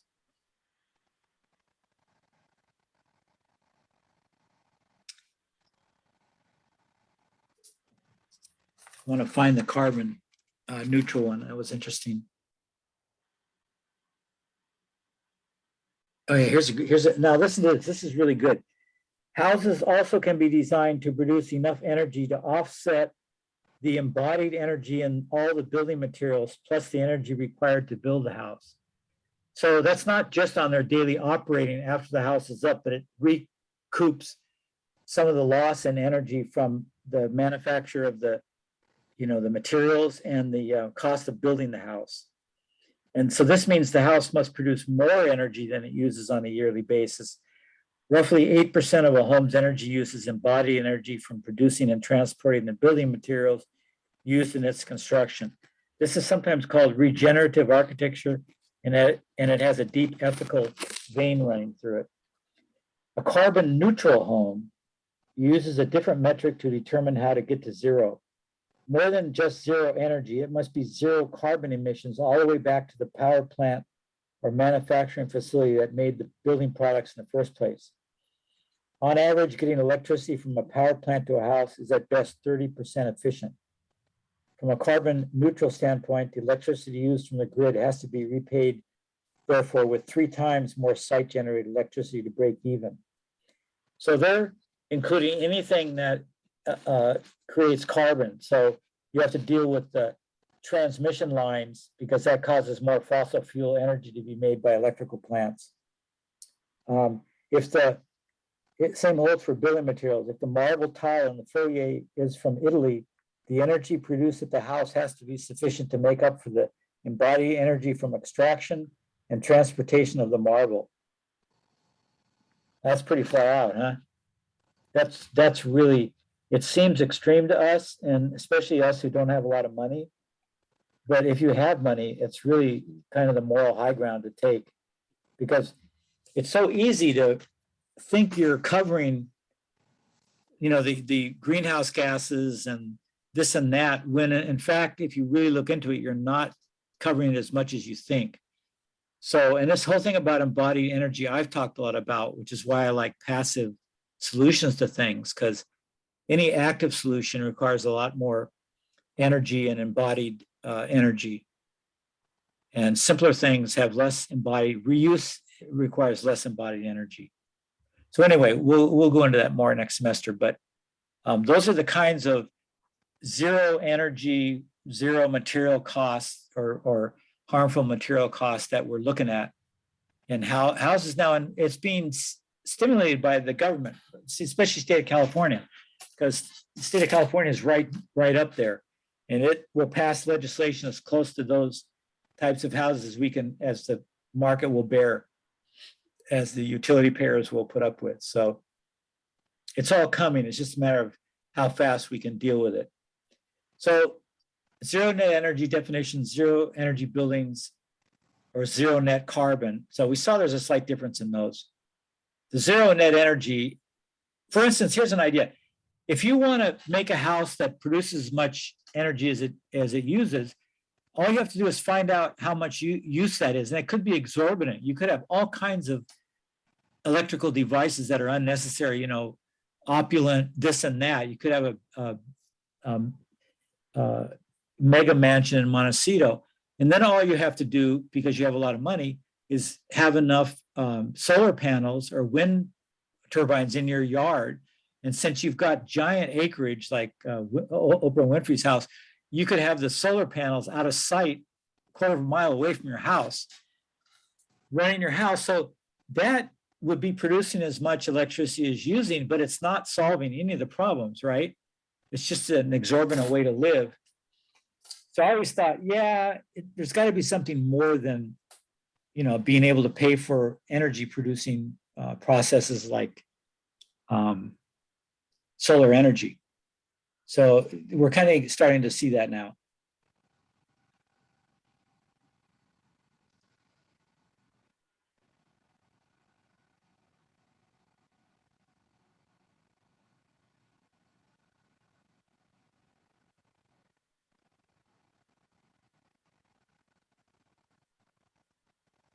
And this is a guy's slideshow. So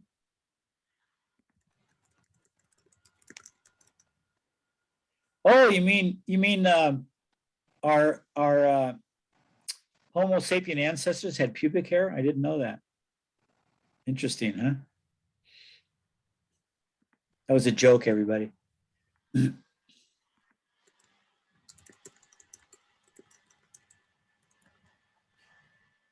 So buildings annual, so here's a great way. They used to say the construction industry accounted for this much energy and materials, and they didn't say whether that energy was in the building of the house or in the operation of the house after it's built. So it really needs to be separated, or the data isn't very intelligible. So here they're saying buildings annual operational energy accounts for 28% of global carbon emissions. That's a pretty high amount, huh? So you guys, every one of you guys in this class are related to this giant carbon emission source. So your future will impact this as much as anyone's.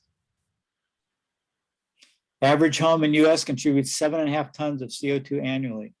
Now that doesn't mean much unless you know the total amount. Seems like a lot, but I'm sure it is. A new zero net energy building can still cause great harm to the environment because it can use concrete, it can use steel, which are both high energy polluting industries. It get materials from strip mining. So there's all kinds of reasons why it still might be very,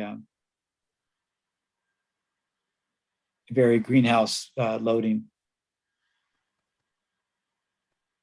So goals of a zero net energy building: get rid of all the combustion appliances, electrify house. So now they're using that word electrification, electrifying houses. It used to be putting electricity in a house, you know, along with gas and everything else. Now it means restricting a house to electrical energy. So that's, you know, I mean, it's already on the books. Pretty soon we won't be able to do it. Therefore, we need renewable energy, solar, wind, hydro, geothermal, and then make the building enclosure better, use less energy. So we know a lot about this. We've been studying this, making the building tighter.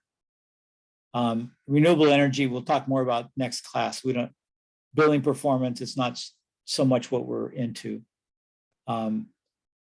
This is something we're going to have to learn about because we're electrifying houses. So the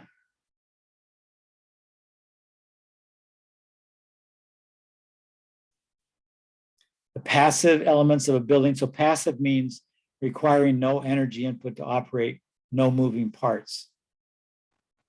So almost everything requires a little bit. We used to have solar hot water, and they would have a little temperature guide on it. And when it got close to freezing, where the pipes would freeze and break the pipes in the thing, it would open a valve and it would empty all the water that was in it at night. Now we have all kinds of electrical setups, and it's been totally made active, which is too bad. In fact, originally we had to go get a ladder and open a valve by hand. When the weather got around freezing, you would just shut it. You would just drain the water. That's really passive. We've gone a ways away from that.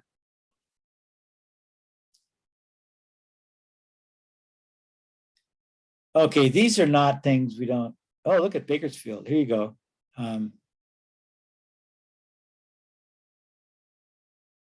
Well, look at that average minimum temperature. They must have cold winters. Hey, Mike, is Sacramento cold in the winter? Yeah, it's just beginning to get like kind of cold now. It's probably like today we had a high of 60, like 62, but in the morning when I left for work, it was in the 40s. But give it another month or two, and probably like 2 weeks after Thanksgiving, it'll be down in the morning when I leave for work and like high 30s, mid 30s. Yeah, yeah. Yeah, it's crazy. Well, it must get down if it's got a, now, when they say average minimum temperature, I know this is Bakersfield and it might be different than Sacramento. They're both in that valley. But the average minimum temperature means they take all the minimum temperatures in each day and average it out. So that means the lowest temperature, which is probably in the morning of each day, and then they average it out. So 38 is pretty low for an average because Bakersfield's hot in the summer. That's interesting. Look at Chicago, 12 degrees average minimum. Woohoo! Yeah, that's why we live in Santa Barbara, I think. Inverness, anybody ever been up there? That's a pretty place on that little island above Bolinas. Anchorage, oh my God. Okay, I'm going to skip stuff that we already know about and see if there's anything that is kind of new. This collaboration of house, the whole system, so should the design and building team. We talked a little bit about this. Green building is a huge part of it, so we'll talk next semester about this. Getting together and solve all the issues before you start building, so people don't do stuff that has to be undone by the next trade because they didn't know or they weren't up with the way green building goes.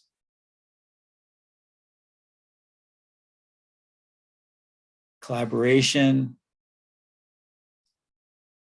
So here's a checklist. So insulation, we don't have to talk about. We know about that. Air leakage, we know about that. All electric, no combustion stuff. I mean, there's not much to know, although I do have a video later. I'm going to review it and see if there's anything worth doing. Realtors need to know about this because this is a big change in California housing stock. Heat pumps we've talked about. So they're coming online. Heat recovery ventilation, we've talked about that. Some of these things are, this is questionable whether it's really good. It used to save heat, but it also saves energy and also filters. So these may still be good for Santa Barbara, even though we don't have the incoming air is not that cold.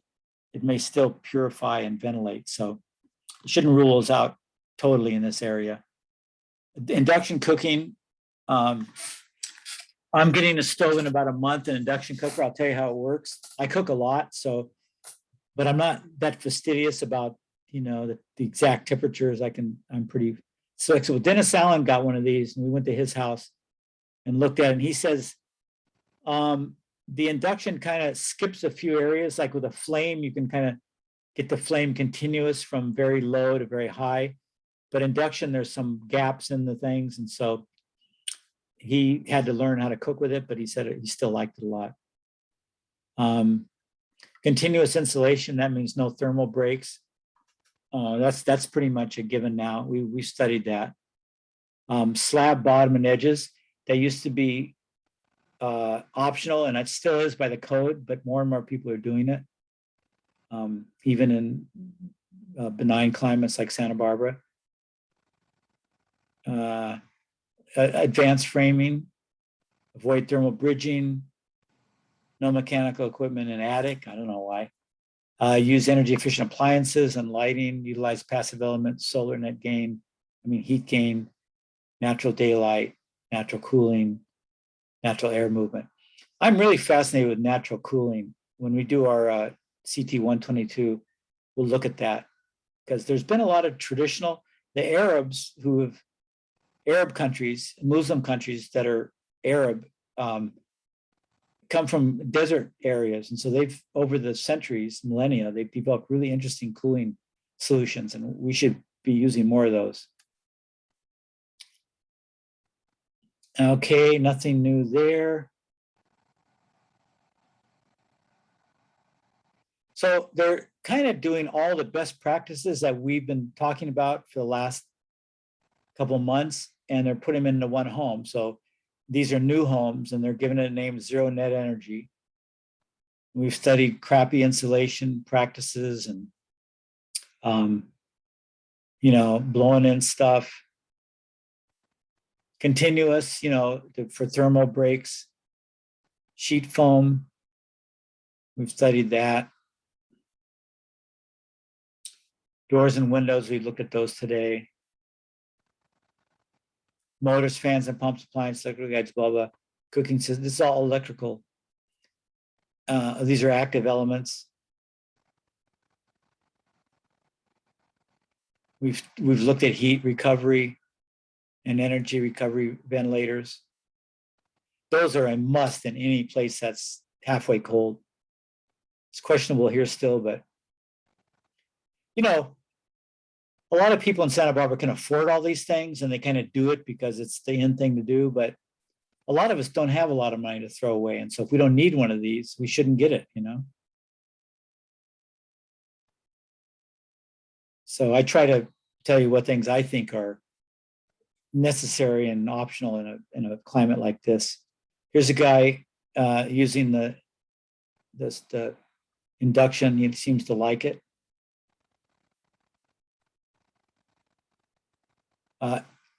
Here's some more lighting things. Vacancy sensors where things just go on. I have one in my closet because I was always leaving my walk-in closet light on. So now I have a sensor. So whenever I'm not there, it goes off.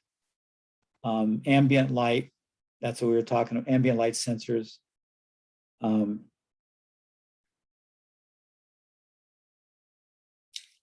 Yeah, we didn't mention with lighting, but sensors for on and off lighting, and what do you call it for the these things? They used to call them rheostats. What do we call these? Dimmers. They used to call those rheostats in the old days. God, that's how old I am. It's disgusting, isn't it? And heat pumps we've looked at. Heat pump water heaters. We've covered all this stuff, which is really good. Because I'm very sustainable, conscious. And more than that, I know what's coming. I mean, it's pretty obvious. So we have to get familiar with this stuff because this is the way of building from now on.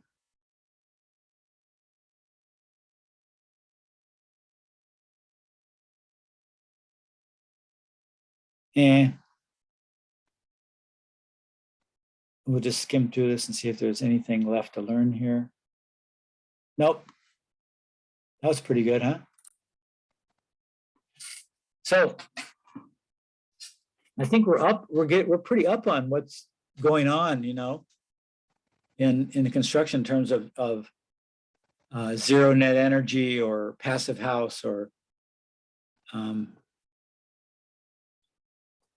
yeah, and a lot of these, since houses in colder climates lose more energy, or hot climates where you need air conditioning, this stuff is a lot more urgent and it's being done.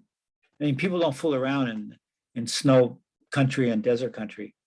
We have the luxury here of, I mean, we could look at the Indians here. They built wiki-ups, right? They were fine for 1,000 years. The Chumash lived here for. I used to think I'm really interested in local native peoples, and I thought the Chumash. I thought they were Paleo Indians, and then they didn't merge into a culture, Chumash culture, a few hundred years ago. But now I've just got this book, and now they're saying that the Chumash as a self-identifying culture goes back thousands of years, maybe a couple thousand. And all that time they lived in wiki-ups. They had rabbit fur blankets and feather garments, turkey feather garments, ate shellfish. I hope they didn't work too much, but took the boat out to the islands, wasn't all half bad. Anyway, in other words, we live in paradise. And so the thing that's going to make you walk this walk is the government making the standards higher. So you got to learn how to do this, because we're going to start to squeeze every bit of CO2 or keep down every bit of CO2. Now that we're pumping a lot of money into climate change mitigation, they're actually now talking about how little that is compared to what we need, even with the trillions we're putting into it. We're talking about, we're about a fourth of the way, even our goals to the deadlines we really need. So it's, so we're going to keep squeezing. And so it's good. Not only is it good for you guys to know about this, but you also may come up with alternate ideas and help with the transition. We may not need to go to such extreme measures that often, the first solution is always one that costs money. We have money, we develop technology, we throw the money at it, but we're going to run out of money, we're going to run out of materials. So maybe you guys can help develop more passive and more crazy radical schemes to mitigate all these problems, you know? I mean, that's part of why I have this class and the next class, is because I want you guys to be creative carpenters and take the lead when you have the chance. If you have your own company, if you start working for a design firm, there's a million ways you would have a direct influence of these things, you know? So don't think, oh, I'm just going to be a framer or a carpenter the rest of my life. It's not that, unfortunately, it's not that simple. You're going to be dragged into the public sector, which is demanding solutions. And so you'll be part of it and it'll be fun. So we're getting you ready. If there's no questions, I'm going to call roll and we're going to get the hell out of here. As soon as I find a pencil. God, I should just go out and buy 5,000 pencils and have them always around, you know? Anybody ever feel that way? Mine are here on the job site. Every day. Yeah, on the job site every day. Okay. Okay, Miguel. Here. Jesus. Here. Howard. Here. Lewis. Present. I know a lot of you guys are here. I've been talking to you all night, but I'm going to call your name anyway. Adiar. Zach. Here. Eric. Dylan.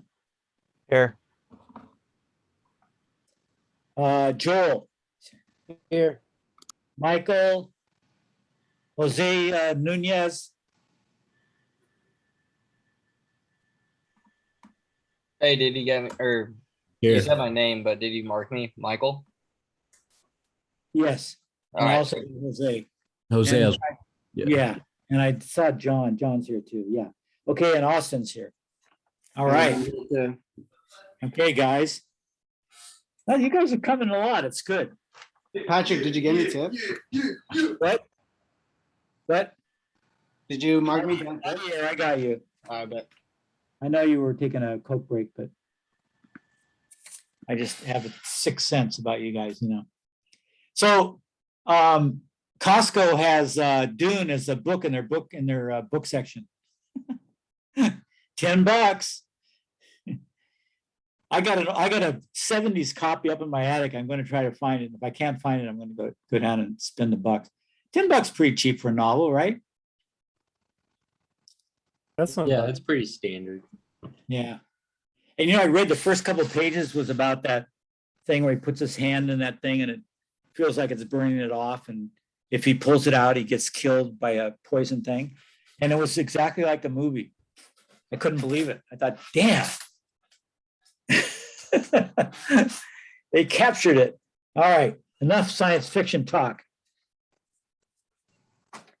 Okay. So everybody doing okay? I will thank you the next 4 sessions, each session, for putting up with this online class. And I would have opened it up, but we had that variant, and I'm just still a little paranoid. But next semester is home free, so we'll do this. So just put up another 3 weeks, and I thank you for your patience. It's not easy to listen to your teacher drone on and look at YouTubes, but I think it's been good stuff for you guys. A lot of information. You don't even have to figure out what to know. This is the better part of my teaching. Is, you know, some teachers will lecture and do stuff, and then they won't tell you what's going to be on the test. You just take the test, and you go, God, I didn't know he was going to ask me that crap. You know, how many? Oh man, I just Right? had an organic chemistry test, and he was like, "Yep, anything's fair game," and you're just like, "Come on, what is that?" That is such bullshit. My whole education was that way. You know, you're taking a science or math and you got to study the whole fucking book for a final or a midterm. What is that about? Jeez. So only the people with memories and organization skills and study skills do good. You could be the most creative mathematician in the world, but if you didn't have those skills, you'd flunk out. Don't make me go on about it, okay? So, yeah. So this way you don't have to worry. Just take it in, what interests you as much as you can, and then I'll prepare you for the test and you'll do okay. All right, you guys. It's been Thank you, nice. Patrick. You're welcome. And I will see you Have a good next night, week. Patrick. All right, Thanks. we're getting down to it. All right, adios, everybody.